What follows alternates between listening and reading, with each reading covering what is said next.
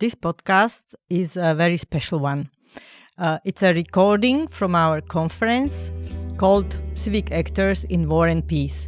We were discussing war, conflicts, and various of its aspects with people from Ukraine, Poland, and Slovakia. Here it is.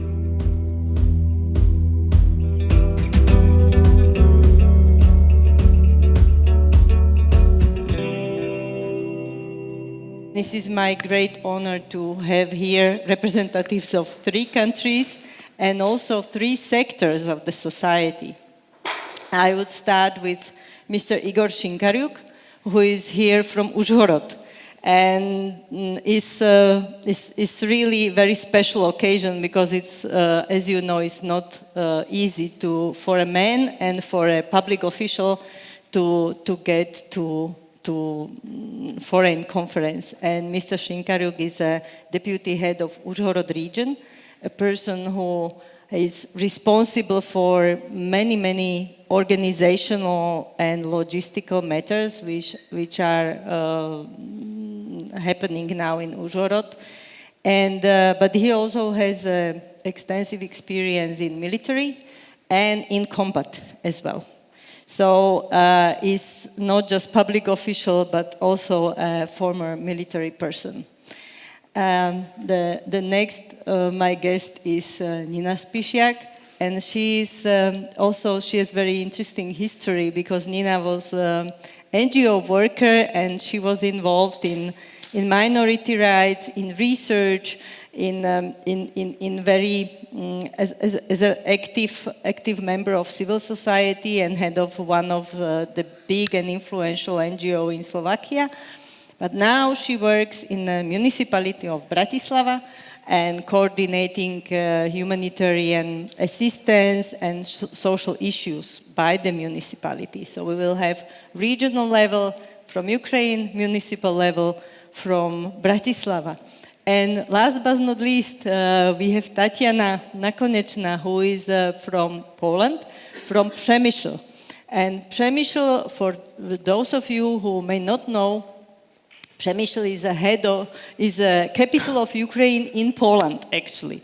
So Przemysl is the city with a very long history and big concentration of native Ukrainians and Ukrainian minority in Poland. But also it's close to the border, so they face really big challenges with several waves of migration and refugees.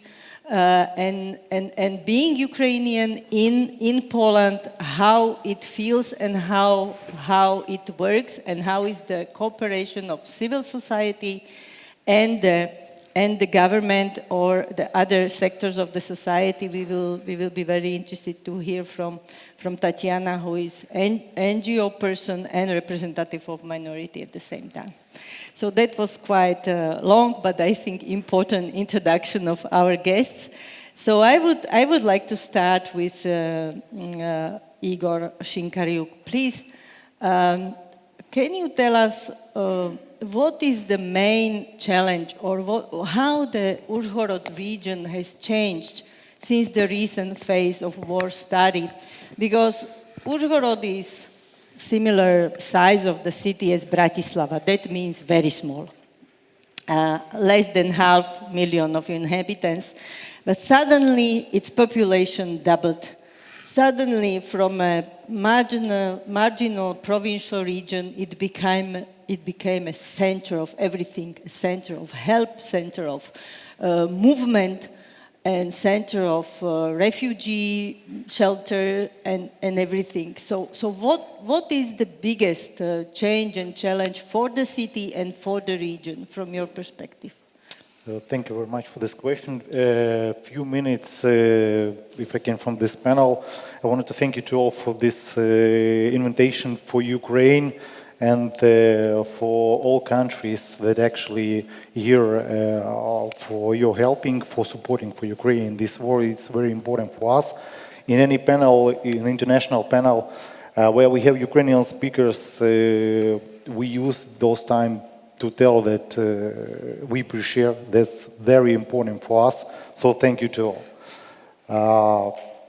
I'm a deputy chief of the military administration, so I'm actually not military person, but I'm working like a military. And then your country has been violated and forced by the terrorist state like a Russian, you haven't any front line in your country because each region has own front. In Transcarpathia, this front is refugees. Of course, it's migrants. Of course, it's logistic ways. Of course, it's traffic that goes through Transcarpathia to European Union. And our basic mission in Transcarpathia to keep the Ukrainian people, talk with them, communicate with them, and do everything that we can to make them stop in Transcarpathia and basically stay in Ukraine. This is the main mission. Transcarpathia is maybe the safest region in Ukraine. We has been attacked only once from the Russian rockets on the electric station in the mountains of Transcarpathia. So we deal with it very fast because we have a lot of experience. But I'm sure, and I tell you that it all depends from the control and from the person, from the team who actually control the area, the region, exactly in the moment, and who is responsible for all measures in the region for war in Ukraine, in any country. It doesn't matter what in one country you have the war. The municipality, the responsible person from the state in exactly one region decided all, and it all depends from them. So firstly, I don't know, the civic actor of war, I can talk another way, it's critical crisis management, I think so. Something like this for Transcarpathia, because you know, then in your region comes more than 7,000 IDPs and stay in your region. Before the war have 800,000 people living, so it's, I think, multiple twice. So you have to prepare on it, but I think no one can be prepared for invading some countries as nuclear terrorist state as Russian Federation. But 10 months ago, when it started, in white case, and I want to tell that the war in Ukraine started 2013, not 10 months ago for us. That's why we were in preparation. We have a lot of experience to control crisis things in the state, in the regions, in the cities, in the villages, in the communities.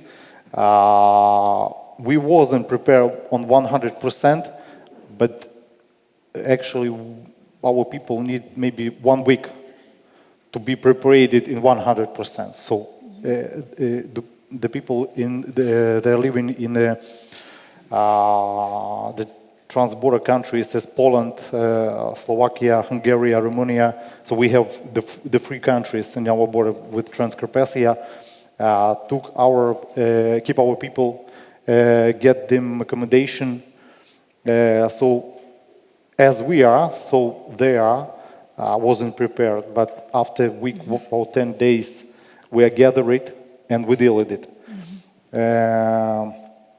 So what you need to do actually, the few cases I don't, because you know it's wide them. What you need to do to control it, to deal with it. Firstly, you have to get the strong team, actually, in region case. If you talk about cities, it's the same fact that you have to have the strong team in the city. So the mayor, or I don't know who is the person who can be responsible in the city to control all things. When I'm talking about the control, it's not, it's not all measures like in the military, because in Transcarpathian we haven't active war line. So that's why we try to make environment maximum peacefully for the peaceful time. So we having checkpoints in Transcarpathian. And this is the strong decision, because when the IDPs go to Transcarpathian, we want to create for them the special environment in Ukraine for feeling like you never been in war.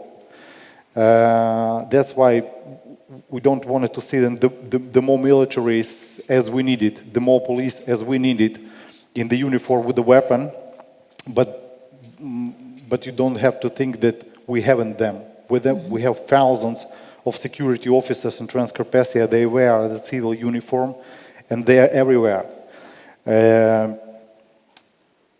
It's very similar like in Israel now, actually. The same situation in Ukraine. The whole country, whole people involved in war. So we're checking on everything. If you're running on buses or running on railway station, you keep the photo camera. If you photo something, the people just stop you immediately there. They just keep you out for your camera, just watch what you photo. If you have the photo of critical infrastructure, they catch you. And in another railway station, the police took you out from the railway. If not, they give you back the photo camera and just instruct you that you don't have to do it. We haven't such thing before started the Russian invading, but we have it now. And we don't need to, to teach people that you have to do it. It's self-made thing. So what I'm telling, it's like whole people in the war now. The next thing, and I'm also digital here. I just writing here as a no fear responsibility. This is the very strong thing, because we had the problem with some the mayors in Ukraine was very afraid by the personal responsibility for the decision. So if you are not ready to make the strong decisions and make responsibility for them, you don't have to stay on your post, because you have no time on the thing about those decisions. So it need to be very fast, and it need to be very sharp, because people all around you don't need a boss or chief, they need a leader. So just watching you and just waiting for you, for your commands, for your decision, because all civil population in Ukraine now are the same as the militaries. They think what they can do for the faster winning of Ukraine against Russian. That's why. So if you don't give them a mission, they transform self-missions or create missions to themselves, and you can't control all this thing. So you just have to, if you didn't that, so you just have to running all around the region, just find them, communicate them that you have to stop, you have to deal in another way and something like this. That's why you have to create the missions for the whole people, for the whole population. You have to know how many people's living in what streets, in what condition, how many last officers you have, how many unretired firemen, medical instructors, some people who have special knowledges in some ways. You have to have had all this information because you use them. The people going in Transcarpathian, the people just going on work like a simple no-war life. But after work, they are ready to work on Ukrainian victory. So if they go back from work in 70 or 80 o'clock in the evening, so they have 4 hours up to 10 to make something for the victory. So they just waiting that just give us the mission, or it will be volunteers, or it will be work in the hospitals, or it will be work with the streets, or patrolling all the cities. Wherever you want, or working with the media, create some products, I don't know, gathering in some groups, just communicate with the people. anything that they can be useful. About the IDPs, this is maybe the biggest challenge for the Europe since Second World War. And millions of the people going through Transcarpathia to European Union, half of them go back to Ukraine and now working there. That is the big reason for 10 months. In 24 of February, when the Russian invading has started, we can saw the traffic, the 20 kilometers traffic from the Kiev to the Poland border or to Transcarpathia to the Hungarian and Slovakian border. After massive attack that goes 2 weeks ago, we're just running on the crossing border center and just watch if something changes, and we didn't see any car there. So people in Ukraine didn't want to go out through Ukraine. Already. Yep. So they actually come back from the Europe, United States and other countries to Ukraine, and they didn't want to go out. They are ready to fighting exactly in their city, and this is the millions of Ukrainians. This is one of the cases of successful fighting Ukrainians against Russian Federation, because our soldiers there just know that the people, the civilians, are staying in the cities, and they are ready to defend their cities, villages, regions. It doesn't matter. So, in one case, it's Ukrainian people now. It's like one every single special forces soldiers in war against the Russian, and I'm sure that that will be the huge victory, not only for Ukraine and for the Europe. And this is the first war online. It wasn't 2,000 years, because now you can watch what's happened exactly in the battlefield, because we have the gadgets here, smartphones and something like this, as Ukrainian so in Russians, but you can see, you can saw the great operations of the Ukrainians. All we need actually is just a weapon. Okay, we will get back to it later on, because there were several interesting moments you touched. But I would like to go to Bratislava for a while, to our beautiful capital, which was for the first time in its history recipient of so many refugees and people from neighboring country. To speak honestly, from neighboring country we knew least about from all our other neighbors. So, Nina, what was the biggest challenge for Bratislava? So, first of all, thank you for the invitation. I'm really feeling honored to speak here and be here, and I'm glad that we can have this talk with. I would love not to have to talk. Let's say it this way. Unfortunately, we are in the situation we have to have this talk and have these amazing people just discussing different points of view. And related to Bratislava, we are actually just trying to get solutions for a situation which is created. So basically, we are currently a little bit in a different situation, which is in Ukraine. That would be probably the same for Poland. Back to my background, maybe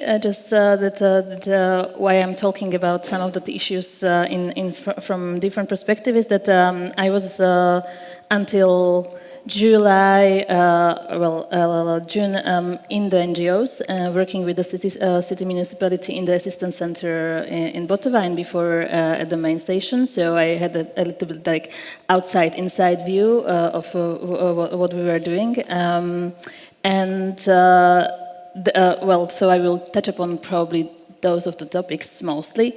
In Bratislava, we have around 42,000 foreigners. Not speaking about the people with temporary protection. So that's actually that was the state for this year, and which meant that. It constituted around, less than 10% of the whole population, around 7% of the Bratislava population, which meant that by now, actually, we have around another 27,000 people who hold temporary protection.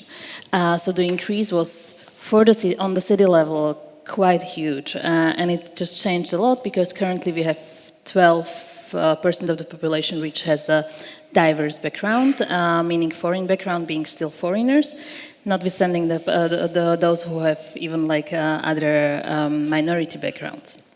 In some of the city districts, the diversity is currently even like more than 18%, constituting the inhabitants. It's a little like it's completely different. It's not really like doubling the population. I know we do not have even like the numbers which are in Poland. Even for Wrocław, I know that it's the whole like the people who came just to Wrocław were the same which came to Slovakia. That's around 80,000, 90,000 people. So we are talking about very small scale. But at the same time, Bratislava is not at the border, so people had to travel through whole the country to get to the capital. Actually, that's true. We are still hosting actually 30% of the foreign population from the whole Slovakia, even like talking about the temporary protection holders. So and back to what are the challenges. Basically, it's a very different situation as we haven't faced it really like in before. As in 2015, also there were not that many people coming to Slovakia, although we had the war situation in Syria and a lot of people coming through because of the humanitarian crisis in Syria and Turkey and then in Balkan. And now in 1 month, in 1 week time, actually, we just saw a lot of people coming through the main station, transferring in to other countries, and also like staying in Slovakia and Bratislava itself.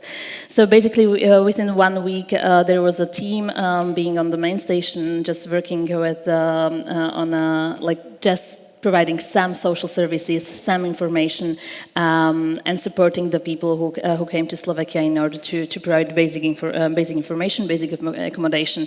And it was a very great support of and very great coordination of people working on a city level, on a city municipality, with the state, and of course with the NGOs and also private sector.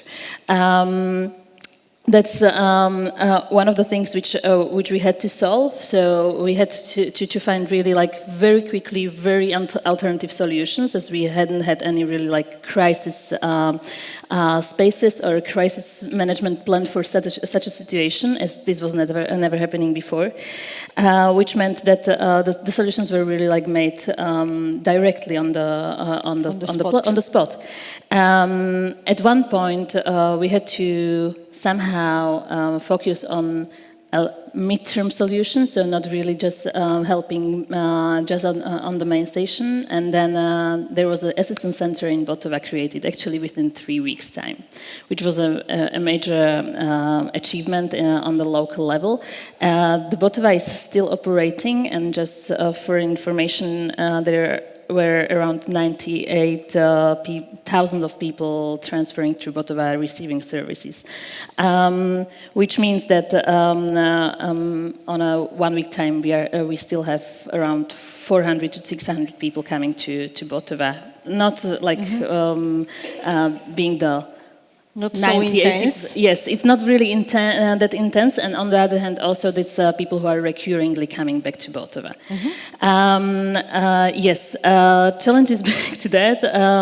I think what's still a very challenging thing is that to find accommodation for people on a local level, and also to change a mindset on a local level from having people not here just on a temporary basis, but just counting on that the people might stay for a longer time, even for good, which I'm sorry, and it's really different what we are talking about from the approach from the Ukraine and Slovakia or other countries which are host countries, but still we do have to count on thinking that people are actually staying in the host countries.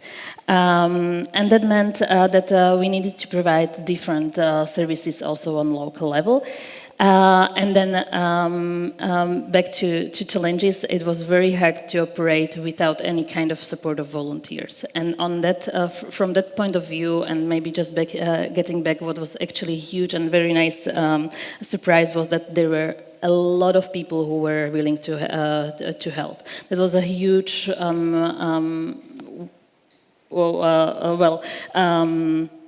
solidarity, enthusiasm of people. Yes, showing on the local level. People who were able to work 24/7 with us, working on stations, supporting, getting actually humanitarian help for the people, and actually willing to be coordinated, which very much helped, and which was actually one of the huge steps ahead.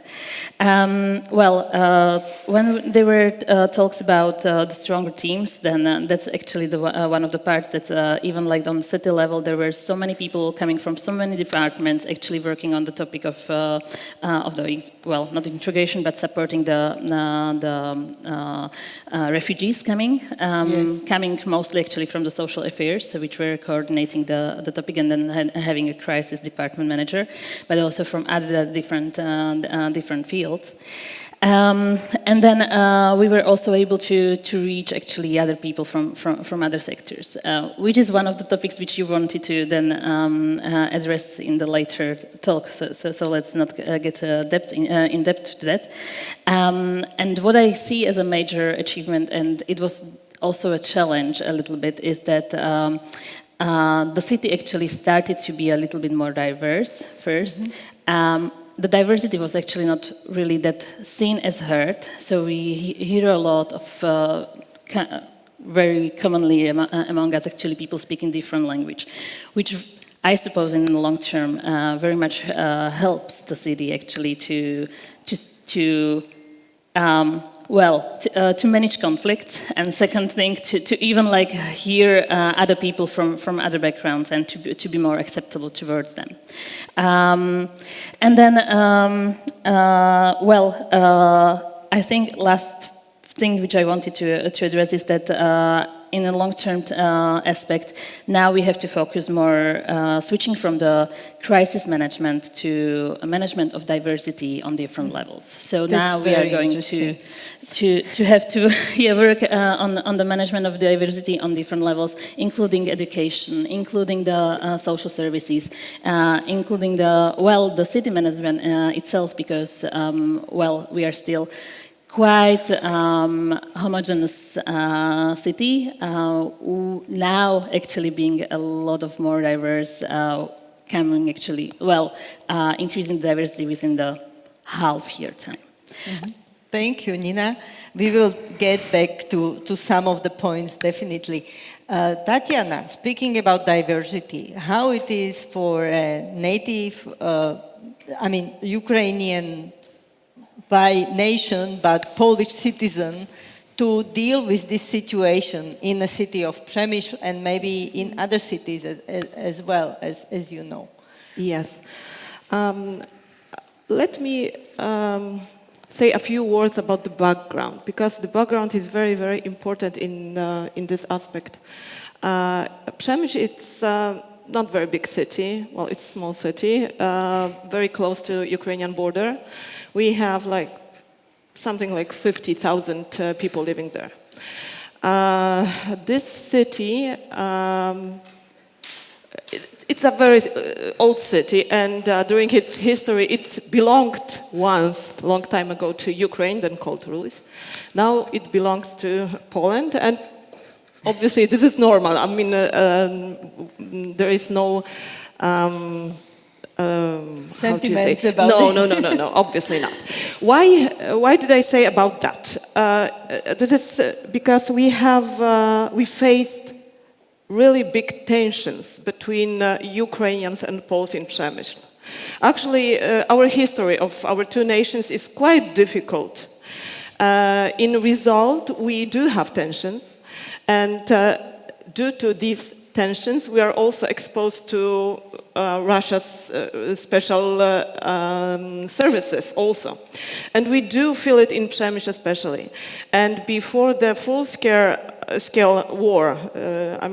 Before February 24th, we had really big problems. We, as the minority, the Ukrainian minority in Przemysl, we faced hate. We faced aggression also. Fortunately, it all disappeared after February 24th. Mm-hmm. So in that aspect... So there was like different enemy to concentrate on, right? Exactly. We are a Ukrainian minority in Poland, and I do represent Association of Ukrainian Minority in Poland. What does it mean? It means that I was born in Przemysl. My parents were born near to Przemysl. My grandparents were born there, but we consider ourselves to be Ukrainians. So we are Polish citizens, but we consider ourselves to be Ukrainians. And we do have, this is actually one of the biggest minority in Poland. If not the biggest. Biggest. Yes, I think exactly. it is biggest. But we are spread all around Poland because right after World War II we were forced to leave from our homes. We were moved to northern Poland and to western Poland. Some of the Ukrainians came back. That's why we have this quite big minority in Przemysl. And we are quite well organized. Especially in Przemysl. Why in Przemysl? Because in Przemysl we have very good infrastructure for that. We have this beautiful, wonderful Ukrainian house in Przemysl, and our community is very much connected to this place. We have our churches, we have our school, Ukrainian school in Przemysl, so we are quite well organized. And that helped so much after February 24th. Because we were actually ready, we had people, we had well-organized people, we had infrastructure, so we could help right away. And the very first day, we decided that we have to organize shelter in our Ukrainian house and also in the school. And we were ready to go. So in this case, our organization, association, was very, very helpful. And at this moment, the society is a little bit tired of the war, obviously. We all face it, probably. But we have different motivation, we as the minority, because we consider Ukraine to be our second motherland. And we have much bigger motivation to not get tired, to help, to run the shelter, because we do that all the time. Also I want to say a little bit about the numbers, because you were talking about the numbers, and I have this feeling that we need to talk also about this in Poland. In Poland, not in Przemysl, but in Poland, we received over 7 million refugees from February. Over 5 million went back. Mm-hmm. Some of them went to other countries such as Germany, Switzerland, Portugal, Belgium. But still here in Poland we have almost 2 million of refugees. Mm. In Przemysl, it's a very small city. We don't have proper infrastructure, but we think that at this moment we have approximately 8,000 of refugees in Przemysl. It seems not much, but you have to remember that this is like 18% of the whole population, so it's quite a lot. Mm-hmm. And actually, all refugees that came through Przemysl, they wanted to stay in Przemysl because it is very close to Ukraine, and almost all of them want to go home as soon as the war is over. They do like Przemysl because there is Ukrainian minority. We do speak Ukrainian. We can communicate with them. We have churches, we have school, we have the Ukrainian house. So our our duty actually at this moment is to convince people to go to other cities, because Przemysl cannot hold as many refugees as well as they As is the demand. exactly. Okay, so this is what we actually do at this moment. I don't know if I should speak about it now or maybe later, because we have lots of activities that we do. But when you talk, answering your question, when we talk about the Ukrainian minority in Poland, where we are very, very helpful is that we have different motivation, and we do not get tired. And that considers not only our branch, Przemysl branch, but we also have branches in all over Poland. And in each branch we have a crisis center helping refugees all the time. Yeah, what I've heard from all three of you is coordination, strong motivation, and good team, and sharp decisions. But we all live in democratic countries, fortunately, I think.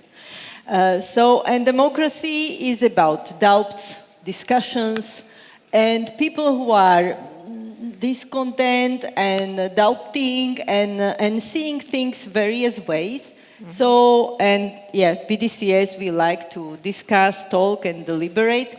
So this is my question: how to combine democracy and crisis? Because some people say, no, in crisis you have to just command and people should follow.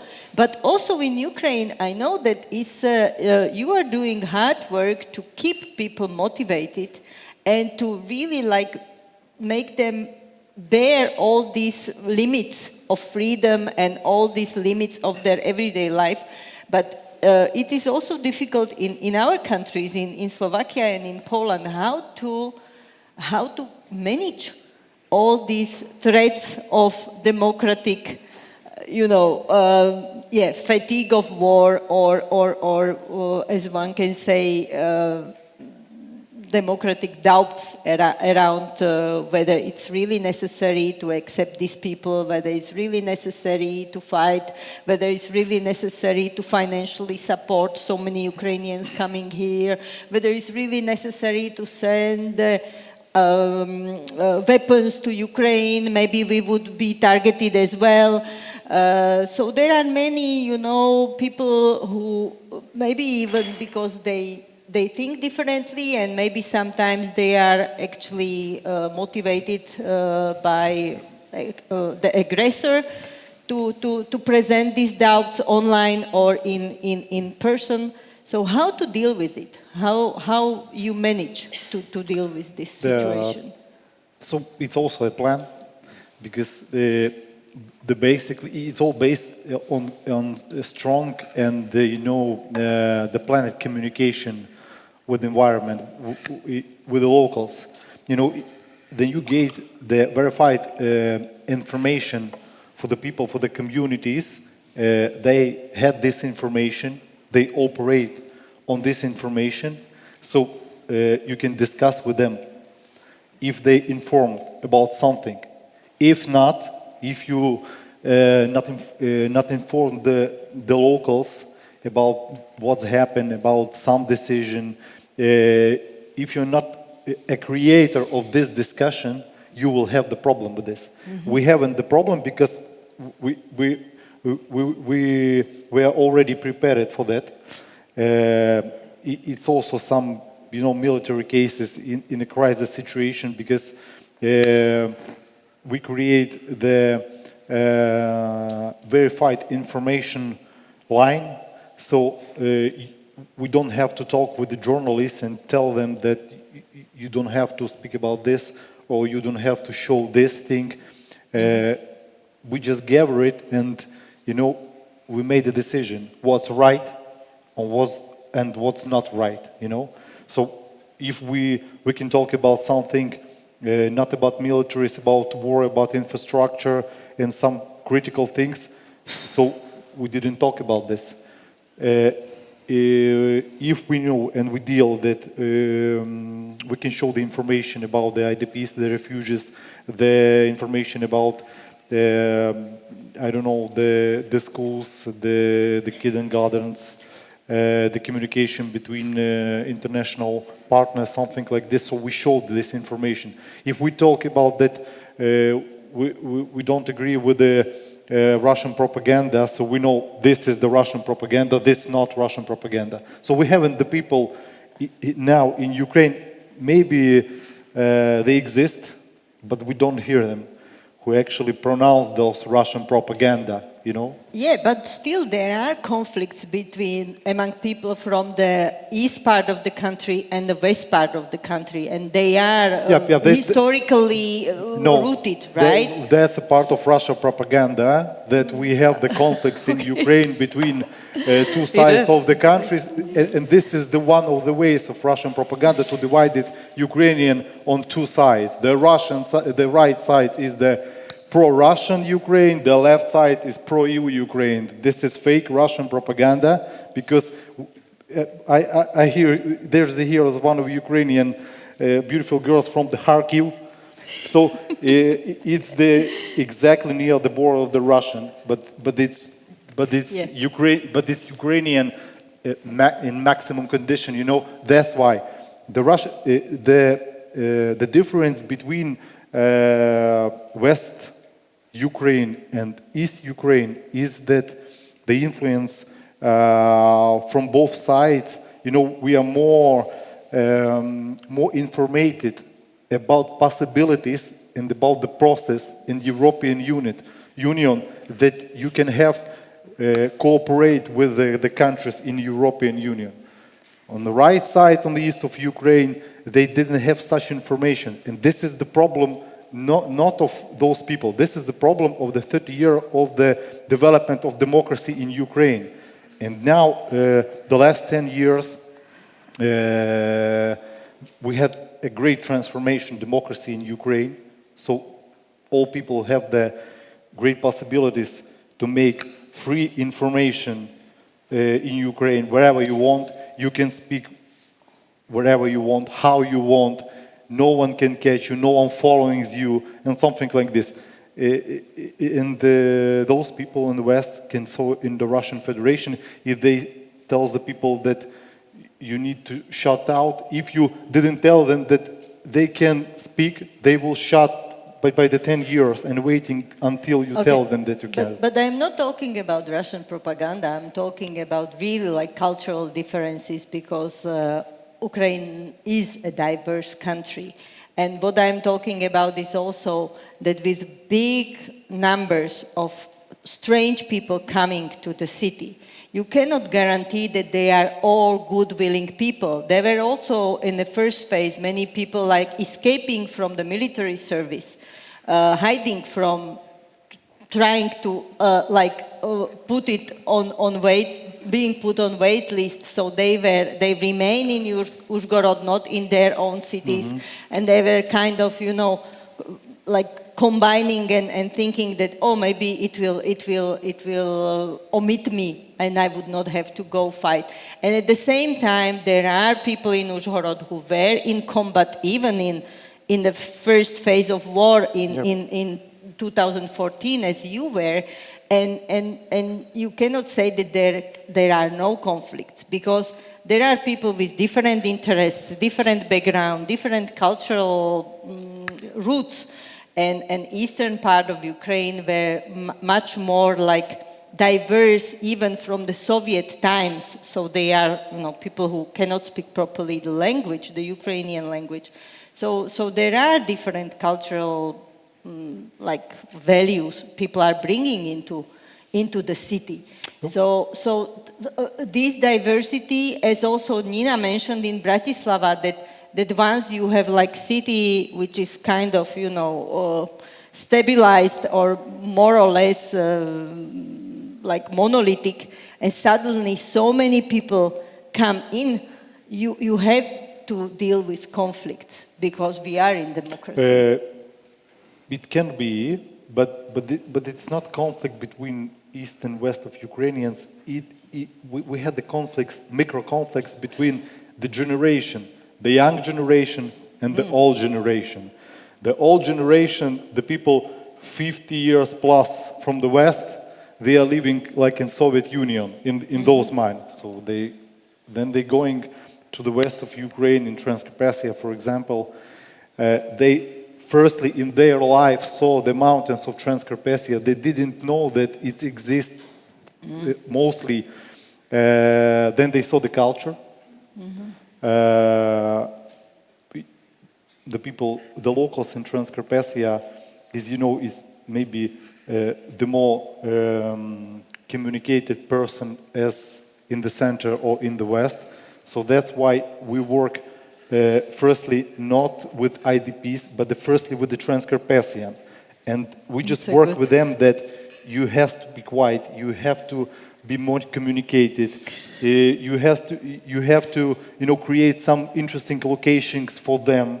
We as a state administration, we also create those locations. We build them for them temporary living houses in Transcarpathian. We made for them possibilities to work on the plants and the business in Transcarpathian. The many people from the east didn't have any work for the 10-15 years before they going to Transcarpathian, and now we have the mission to make him some places, made for them some places, to work on some plant, or they have to deal something. This is one of the Ukrainian strategies for the IDPs and for the refugees, not only make places for them, but maximum, the maximum dealing that some things that can make for them possibility to stay in Transcarpathian for a long term. It can be the study for their kids, some place for living, of course, some eating, some the work. first. Yep. The work is one of the biggest challenges for us, because we have a lot of relocation business from the war zone on Transcarpathian. It's more than 400 plants or some business going to Transcarpathian, and we as administration give them the platform there they can stay in here in Transcarpathian, and the biggest part of them are staying forever in Transcarpathian. It's the second line for this business. So if we have more than 400 businesses relocated, so we have the workplaces free. So just not only for Transcarpathian, for locals, but also for the IDPs. So if you want to work, you live in Transcarpathian, if you want to work, you have a lot of possibilities for that, so no problem for that. We have a lot of new opening schools, kindergartens for them, for their kids. I see. So they can work in. So the strategy is to make them to be thankful for the local peoples that they can stay in there and do many things. As my colleagues and in the Poland and in Slovak, it's the same strategy. They create the environment for them, and they're feeling in this environment like at home. But at the same time, also in Slovakia, we can hear very often local people saying, "Okay, we are helping Ukrainians, but who will help us?" So, Nina, how you deal with this in Bratislava? Ukrainian created conflict. It's Slovakia. No, but it was before Ukrainian. Now IDP I is want going to speak Slovakia. about Slovakia or Poland. How to manage, the fatigue of war at the same time, and at the same time, very often people feel like, okay, these newcomers, they got more help than the local people. So, what to do with that? Those are very good questions. I was just thinking, maybe I'm not going to touch upon this. I'm not sure we have a very simple answer to that. That's one of the things. But it's, I just was thinking about some of the things which maybe come to the fatigue of war. First of all, I think it comes in waves, and I think it's good so. People can't be actually always just triggered to help all the time, and just to be expected that they have always the energy for being for helping anytime, 24/7, all the time. We are past, well, we are still, but a little bit of past of overcoming the pandemic crisis. People are actually in the times of crisis since 2020, and another crisis is probably coming this winter regarding the energy, which means that people need to a little bit like breathe for a couple of months in order to be able to get in for next help, support, or having to deal with another crisis themselves. So I'm completely fine if people say that they are just tired, and I think it's fine so. And another thing is that we were very much on local level. We were very much dependent and even like relying on help of individual people, which means that we can't do it actually for a long time. We have to find always systematic approaches to what was done at the beginning with volunteers, with actually very crisis management. You have to eventually find a systemic approach which is done either on local level or by government, which takes over the burden of the people. And that's actually what helps the people then to get again a little bit more interested in helping again. Another point I think, is that it's great to find solutions, and I think we can do it still, to find solutions which are actually helping all the people, so that you are not really focusing on getting services for particular types of groups, social groups. Yes, so just finding some innovative approaches how to actually get all the people supported, that they do not feel being excluded. That helps.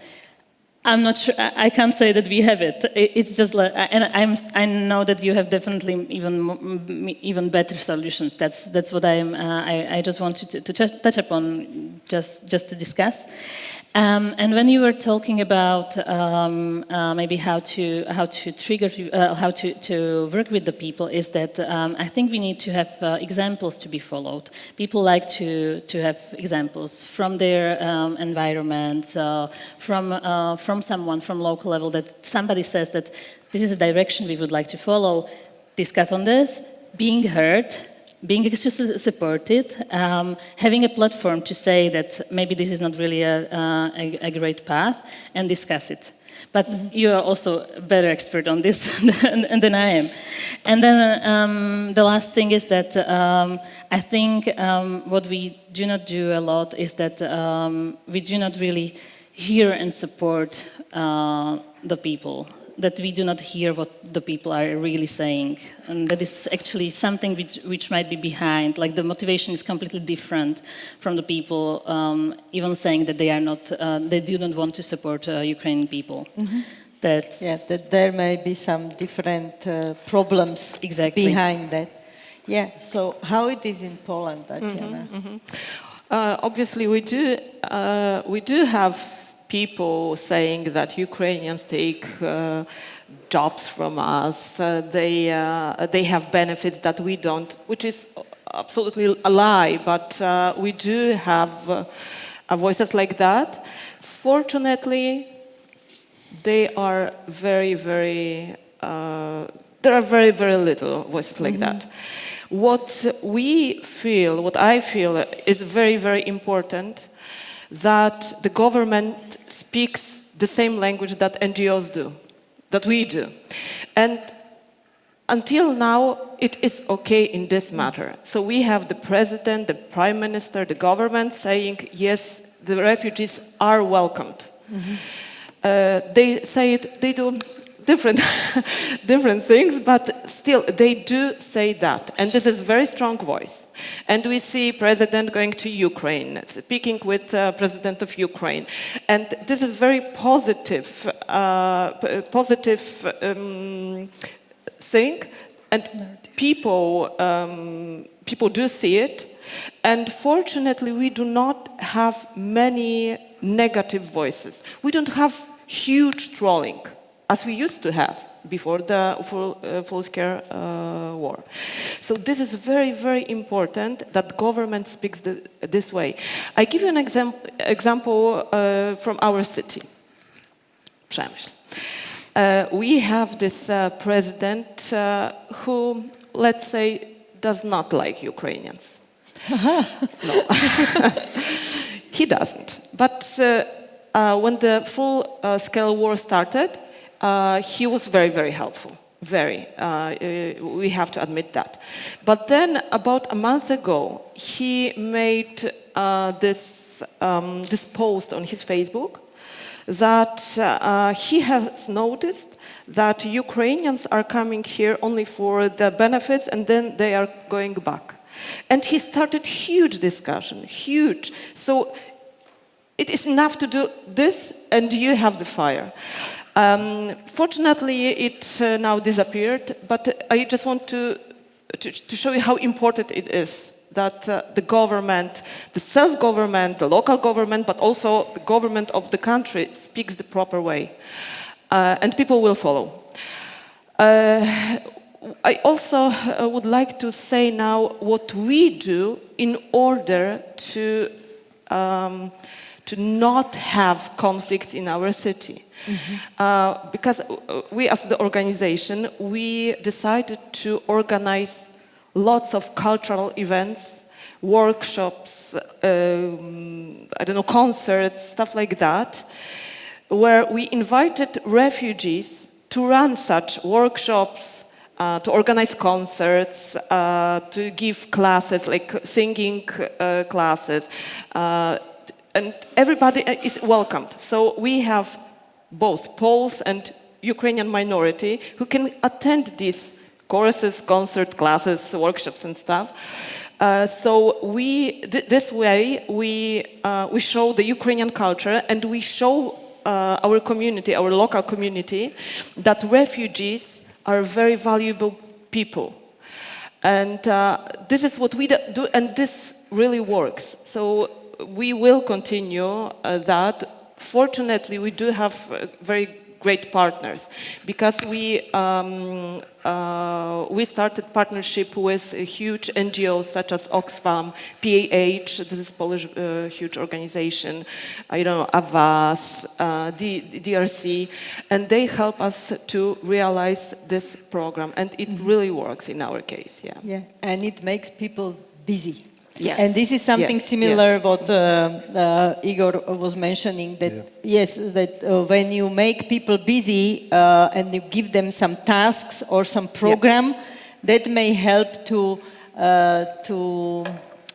also it works as a therapy in a certain aspect, and also give them rest, but also keep them busy the positive way, so that it can give them opportunity to put their energy into something which is nice and makes kind of nice feelings out of it. But actually, you have to be able to recognize the difference between critical minds of speaking of some people and the Russian special information operation. Yeah, of course.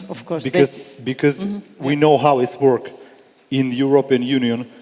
We had the cases with the humanitarian aids, where the Russians going on some humanitarian aids groups and just writing like a single person that, okay, Ukrainians are stealing humanitarian aids, so you don't have to send them.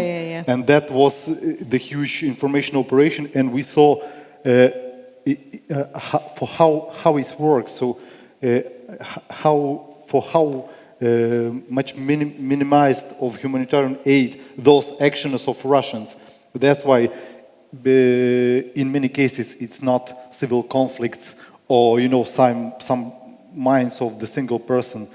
In the very big cases, it's Russian special information operation. That's true, but very often people just, because they are naive or because they have other problems, as we were mentioning, they are afraid of energy crisis, they are afraid of many things, so they are very vulnerable to various alternative narratives, And I think the more will be said in next panel about also online space, and it's a completely special topic. But before I give floor to the audience, I want to ask a last question of myself, just very quickly. What was the most the change in your own life which is not visible on the first sight? I would ask. Like, okay, you did not move to different city. Your work is as it was before, but what was the change in your maybe personal priorities, maybe family life, maybe something in your city what was not there before, but now it is there and you are happy or unhappy for it? So let's say from the spring of this year, how the war influenced your life? There's for me no free days, no vacation, 4-5 hours for sleeping every day, not more, and maybe this is the most feeling things, something like. But you use. It's no problem for us, for me, absolutely, and for whole team.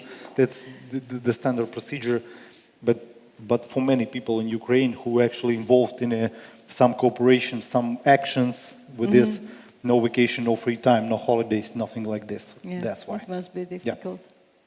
Yeah, Tatiana. the same. My family they don't see me anymore. Fortunately, I have quite grown-up kids, so it's okay. Yes, I'm very busy, and we all are. But still, I couldn't do it different way. I mean, that was so obvious that we have to do it. Also, I had refugees living at my house, so that changed my house completely, my home completely. But I do have much more friends than I used to have, because I received, about 20 refugees. They went through my house. So I consider themselves part of my family now and my dear friends. So if we are talking about me, my personal life, yes, that's about it. But also we had situations in Przemysl that was actually my niece, for example, and the other person that they lived in. They are from Przemysl, but they lived and worked in Warsaw, and decided to quit their jobs, and they came back to Przemysl. So there are people who actually decided to change their life completely, move to other city where they could be more useful, and people actually do that. Yes. And Yeah. But this is what I said in the very beginning, that we have different motivation. I mean, yeah. Thank you. Nina, what about you? Well, so my life was actually turned upside down. I actually planned to be on sabbatical from February or March, and the first day which we operated on the main station, I just came and been actually employed and been there. And I moved to another city a little bit, and just trying to work with my work-life balance, having my husband actually somewhere else than where I work. And then another thing about which I consider interesting is that we actually, like the city even, created a position which is the coordinator for integration of foreigners, based on the situation which we had in April. And I was honored to be the first one which actually is doing the job. Except that I completely changed my life being now actually working for the city. The city even has a person now who is dealing with the topic of integration, which we wanted really to have like long years before with different colleagues. So yeah. So new job, and you are the first to take it. Yes, a bit. Thank you, Nina. Okay, so please, do you have questions you would like to ask our guests? Please, Daniel.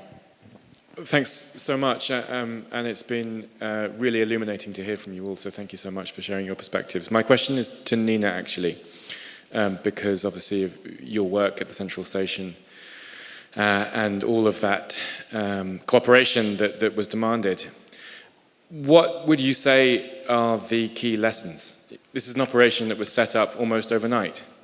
What are the lessons in terms of how local governments, central governments, and the private sector, you said, was really involved here in Bratislava, and also, of course, NGOs and civil society? What are the lessons for that collaboration that perhaps can be applied, not just to refugee response, but to how we respond and prevent the array of challenges that we're talking about today? Thanks. Mm-hmm. Thank you. Yeah. Thank you for the question. It's actually a very interesting, important one. I think one of the, being actually on the verge of working for NGOs and now the city, is that I think the cooperation between the sectors was very important. One of the things which actually, if we miss resources, if we miss people, if we miss expertise, that's one of the things which actually works well, that you initiate or even like try to get all the people on the spot working together on the strategies, even like together, so that they are not really the service providers, they are partners in the dialogue, like how to do the things, and that's related from the main station. That was one of the things how we created and how we got into it. The community interpreters from the NGO Human Rights League, which we work with, and then how we actually got all the support we needed, how we got all the financial and humanitarian staff on the spot, how we got volunteers working 24/7.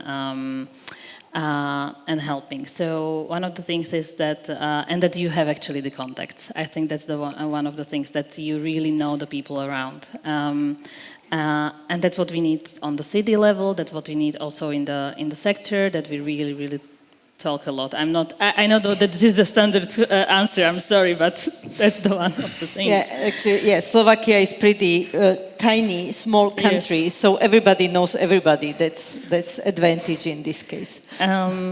Yes, and then I think it's also one of the things that you are not scared to get into things which were never even like tried before, and that.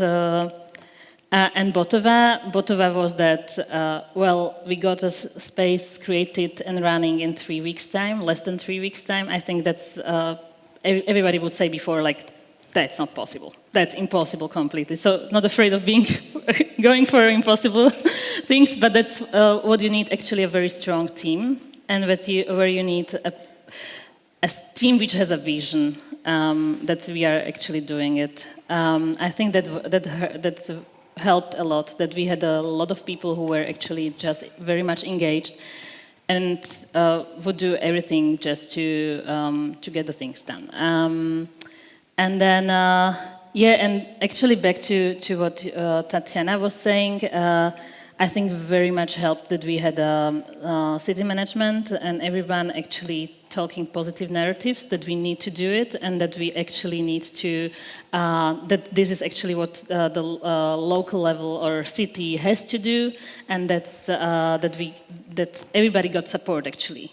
That very much helped, because being left alone in such huge issues without a systematic support or systemic support, that's very hard to achieve anything. Maybe I will have some others, but this would be actually coming out of it. Thank you, Nina. Okay, there is some. Yeah, other actually, I question. do not have a question about that, but I just want to build up whatever Igor says, because I'm from Poland. I'm together with this Ukraine journalist, and we are running the foundation for migrants since 7 years. And of course, we are working with refugees in Gorzów Wielkopolski from the very first time. And for our center, where they have like more than 7,000 people came through our center. And hopefully we'll run another center. Of course, we are working on the train station as well with the people, and we provide all the support, humanitarian aid as well. And I just want to build up wherever Igor said that we already have more than 200 volunteers in our center, and we didn't face any fight between them. Mm-hmm. We all are working as a Polish people as well, and Ukrainian migrants and refugees to just provide as much as support we can for Ukrainians and to fight for the victory of your country, of all the Europe. It's not only about Ukraine, as you said. And I just want to, say thank you for all of you for supporting, and just want to say that, yeah, there's no fight, there's no conflict. All of the people, of course, there's some kind of culture difference, and maybe from the beginning there was almost. It was small discussion that you're supposed to use Ukrainian language instead of Russian. Yeah, of course, could be like that. But this is not kind of like conflict. Like we are all fighting for victory, and this is what I want to acknowledge. And as a Gorzów, yeah, we would like to work also with you, Anna. So we'll talk to you later on, Tatiana. Sorry. Mm-hmm. So yeah, I just want to say this, and we are really grateful for all your help as a country. Thank you. Thank you you. very much. Anybody else? Yeah. Hi, hello. My name is Maya. I'm from Poland. I live in Warsaw, and I work for TechSoup. And I actually talked about this with Miosława, who couldn't be here, unfortunately. But first of all, thank you for sharing, and thank you for sharing your perspective and insights with us. But and it's mostly, I guess, a question to Tatiana and Nina, because this is something we're also struggling and thinking about. Given the fact of a little bit of fatigue with the war, given the fact that with the crisis, the economic and energetic crises are coming, there are some tensions when it comes to disinformation, sort of stirring up controversies and polarization. What is it that in these upcoming months that you need as organizations? Is it money? Because there was a point where there was more money and more people willing to help that organizations had the capacity to sort of use absorb. And actually sort of utilize and do something useful with. Is it volunteers? Is it sort of people who can help you because there's always too much work and too few sort of people, hands to help? Is it, and I'm afraid to say, is it something technological? Is it like connections between other organizations? Is it cooperation between Slovakian organizations? Is it sharing experiences? Is it obviously systemic help, meaning cooperation with the government, because that's also what comes up often in those conversations. But maybe there are some specific ones that you feel sort of the needs, the things that would help you do your work facing the current challenges right now. Thank you. Thank you. Okay. I'll start. Okay. Thank you for this question. Okay. What we need, actually, all of it. At this moment, when we talk about our organization, at this moment we do need more volunteers. Although we have so many volunteers in our database, but these were also volunteers who signed up in the very beginning, and they actually came specially to Przemysl for a short period of time, then they had to leave. We do have our volunteers. We have about over 100 active volunteers, but also we have huge needs because our volunteers, because of the language, because our volunteers do speak Ukrainian language. Our volunteers are present on the train station, and at the shelter, in the city hall where they translate, and also in the Ukrainian house. But still, we we invite volunteers because obviously people get tired. This is normal. So this is the first what we need. As for the money, obviously, although we do have support of huge, as I said, of very big organizations, also when it comes to financial support, but still we run a shelter. The shelter is for 50 people, so every day we have 50 people in our shelter. They change because they can stay there only for 2 nights, well, in some situations longer. So we feed them, we keep them warm, so obviously it costs money. So we also speak to big organizations in order to support that with that. But what is really, really important is the cooperation with the government.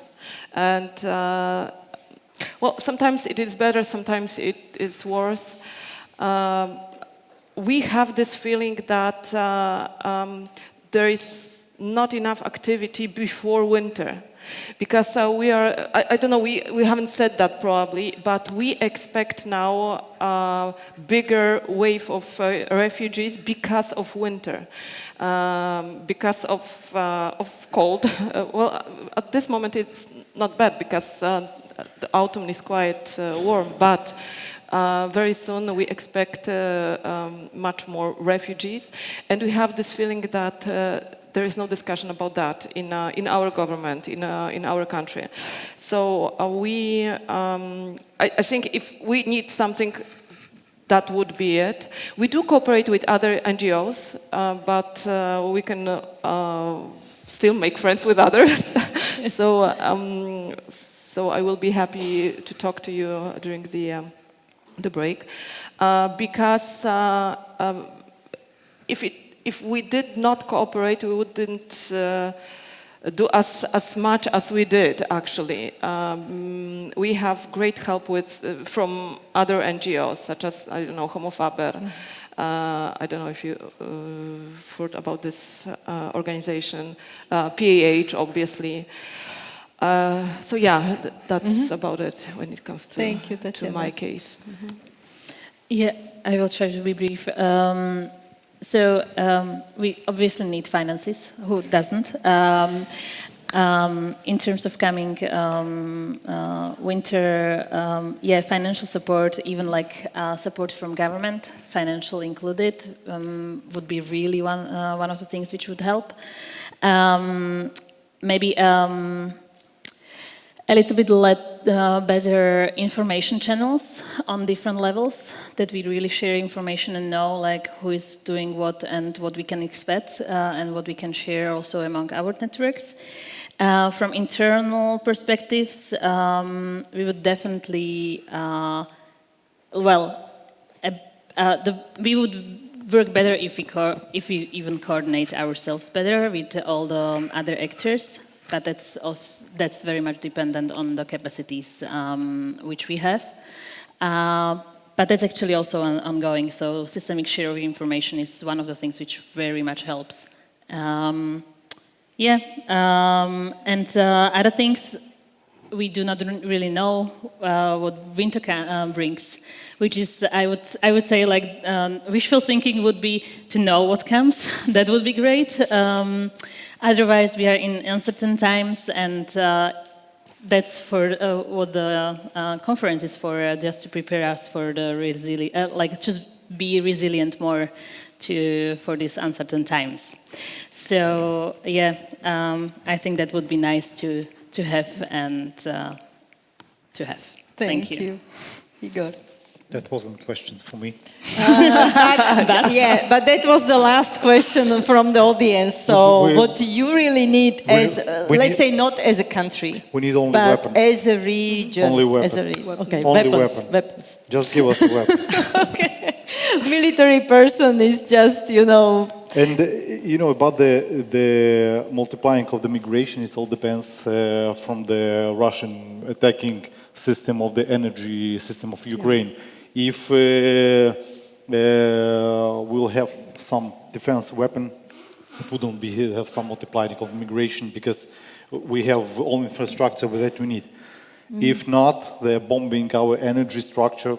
We will have the problem, and some people, especially the small kids with the moms, just have to be, be in the warm in some country.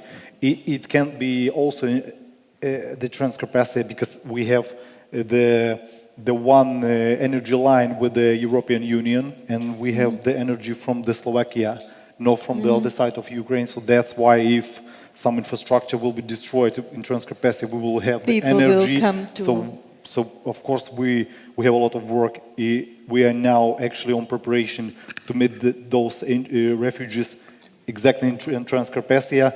We built long-term houses for them, and now we have more than 10,000 free places prepared for the peace, but not sport halls or schools, nothing like this. Separated rooms, maybe joint kitchen, maybe joint, shower or something like this, but separated room for every single family we have. This is the mission.